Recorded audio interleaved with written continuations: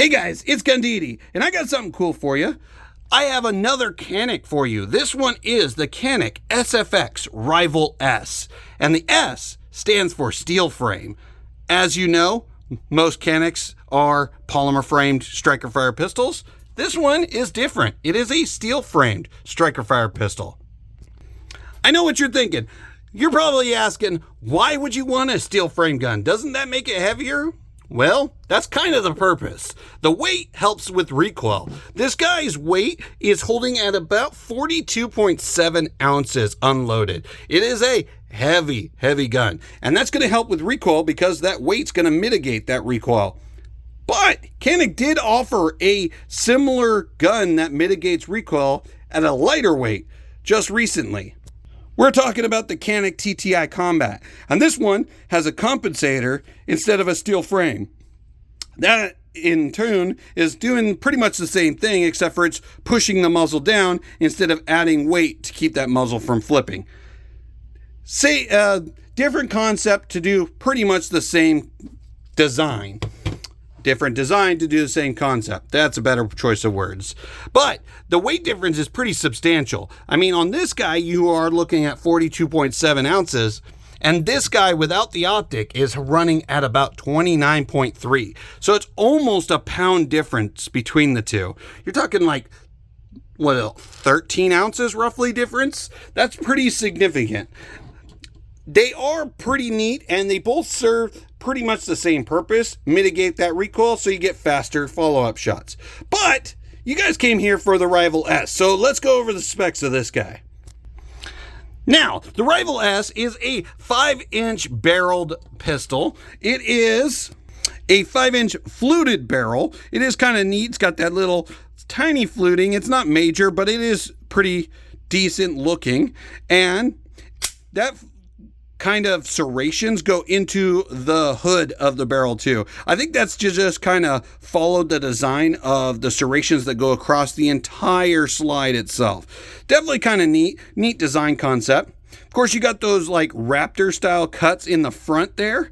And then you got, of course, lightning windows going across the top there. That's probably so that way when you're running an optic, it doesn't have any feeding issues. That's typically why you see that, but it does have an adverse side effect of cooling down the barrel. So definitely a plus on both sides. When we work down to the frame, of course, this is a steel frame, not a polymer frame. So it's going to have a lot more weight to it. This one is in silver. They do make it in black. So if you guys have to have your guns in black, there is an option in black. Now this one is a steel frame gun. The trigger guard has a double undercut like they normally do, nowadays at least. It does have interchangeable back straps. The one that's on there is a small, but it also comes with a medium and a large. And you can kind of see how the swells get a little bit different in size as it goes larger, but there's also indicators on the inside just in case you don't know for sure. Looks like they just take off with a couple screws and then they slide off and then you swap them out. Pretty easy, pretty quick and simple. They do have some grip texture to them, some decent grip texture, kind of like I would say it's pretty similar to like the Hellcat in like grippiness. Granted, the Hellcat's got that micro triangle, whatever they call it, micro pyramid. I'm not sure, but it is very similar in that grip texture, while the new TTI has a much more aggressive, kind of like the Smith & Wesson M&P grip texture. Different grip textures, but still do pretty much the same job. The grippier stuff is going to be more aggressive for you sweatier hand people. But as most steel frame guns, it's got a checkering pattern going across the front to kind of give you some grip texture across the front strap, which is nice because, you know, you kind of need it when you're out there shooting, competition shooting, of course. Now, these both come with, this comes with two 18-round magazines. It does come with some extras in the box we will show you in a few minutes, but I just want to show the specs of the gun first. Now, of course, it is optics ready, and just like all the other Canik series, not the Rivals, but the Canik series, or sorry, not the Metas, but the Canik series, The optics plate does remove the rear sight. Kind of a bummer, but you get a full-size optic with that instead of the micro optics that the Metas run. It is a 4-slot Picatinny rail and beautiful flat face trigger and ambidextrous controls. Let's check out that trigger real quick. Of course, showing empty. You get a little bit of creep to get up to that wall. A little bit of take up to get up to the wall. There's a nice firm wall there.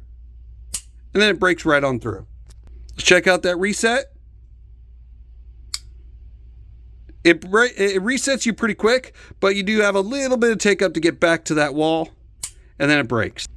Very similar to the TTI Combat, where you have a little bit of take up to get to that wall, break, and then reset with a little bit of take up back to get to that wall. Really nice, but I will say with this polymer frame, you could feel like an echo of the break of the trigger going through the frame. While with the steel frame, there is no echo. There's no vibration at all going through it. It is very solid, kind of feels similar to a 1911, and it could be because of that steel frame. So some of you 1911 fans actually might like the Canik Rival-S just because it gives you that 1911-ish feel without, I guess, degrading your morals of stepping away towards Glock. But let's check what this guy comes with. So inside the box, of course, you get that nice, you get a nice hard case to start with. It's got the Rival-S badge on the outside. It's a nice solid case with some solid latchings. You get Canik's little promise to you about this steel frame gun. Pretty neat. And then, of course, you have the display. And like all Caniks, it comes with quite a bit of stuff. It even comes out with extra notches for accessories, including what looks like the ability to throw a threaded barrel and maybe a compensator. If you want to, why not? And then, of course, cut out for that extended mag if you decide to go that route. It does come with a flared magwell from the factory, and it is a metal magwell, which is kind of nice. 2 extra back straps, of course I already showed you that. And you got the foot plates, mag plates of this specific series, so that way when you're running that magwell, you can actually seat the mags properly. But let's see what comes underneath. Of course, like all Caniks, you get a nice little holster. You get, looks like 5 optics plates there, which is really good, which is something that the SFXs pretty much always come with. A speed loader, cleaning brush and rod, the normal stuff. Now, in my opinion, I really do like the Rival-S. It does feel really nice in my hands. The Canik TTI is really nice, but for some reason, that Canik Rival-S just strikes my fancy a little bit more. Now, my question for you, though, is, will the weight of the SFX Rival-S compensate recoil better than the Canik TTI's compensator? Or will that compensator keep that muzzle flatter so you can shoot quicker? Let me know in the comment section what you guys think. But if you had your choice, they're about the same price range, without the optic, of course. They're about the same price range. If you had your choice, which one would you choose? Would you go with the Canik Rival-S, or would you go with the TTI Combat? Let me know in the comment sections. And guys, like always, this is Gundidi, and I'll see you for the next one.